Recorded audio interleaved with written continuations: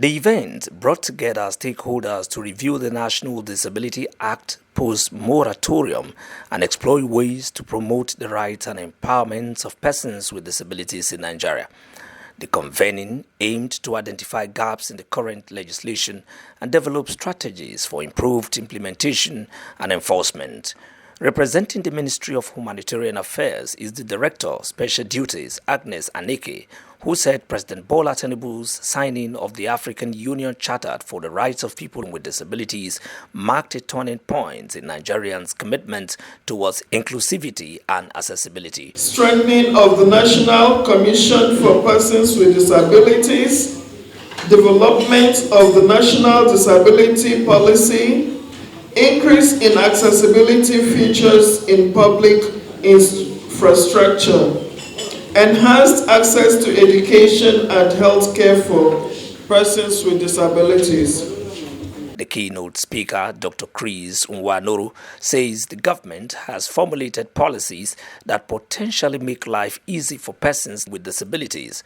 However, more needs to be done in the area of education and empowerment. Our president, through his renewed hope agenda, President Bola Ahmed Tinubu appointed a person with disability as part of his cabinet. In the past, it has not been like that.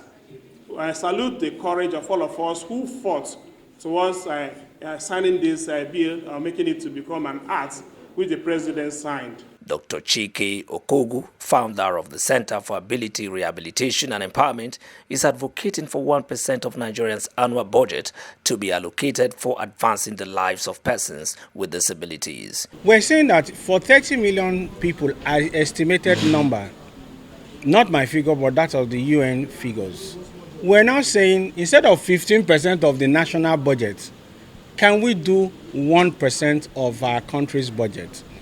These are documents that have been proposed at the African Union, at the ECOWAS level, and even at the United Nations level.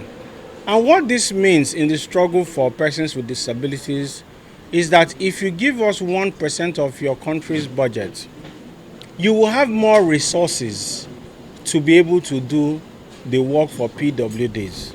Representative of the National Commission for Persons with Disability, Patience Ugolo Dixon, called for concerted efforts and collective voice to advance inclusion for persons with disabilities. We need a collective voice, and not just a collective voice, we need a collective work together for us to be able to advance inclusion, as we have stated in the theme for today's event.